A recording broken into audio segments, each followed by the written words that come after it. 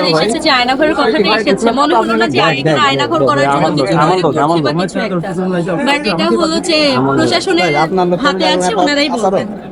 আমরা স্টুডেন্ট হিসেবে আমাদের কিছু বলার নাই এখানে। আমার বলার নাই, আমি জানি না অন্যদের কিছু বলার আছে। আন্ডারগ্রাউন্ডে মনে হলো, কারণ এরকম তো হাজারো বিল্ডিং আছে যেগুলোর নিচে 4 তলা 5 তলা অনেক আন্ডারগ্রাউন্ড আছে। তো আমরা এখানে 2টা আন্ডারগ্রাউন্ড দেখে বলতে পারি না যে এখানে আয়নাঘর হবে। আমি জানি না এখন পাবলিক কি বলবে, বাট আমার এটাই মনে হয়। এই পরিত্যক্ত জায়গায় কি তৈরি করলে আপনার মনে হয় ভালো হবে? এটা এখানে তো এমনও হতে পারে যে গাড়ি রাখার জন্য বা অন্য কিছু। আমরা ধানমন্ডি আমরা 32 এখন নিজেরাই অনেক কিছু ভেবে নিচ্ছি, তো সেই জায়গা থেকে এখন মনে হয়েছে আয়নাঘর নামে একটা শব্দ উঠে এসেছে।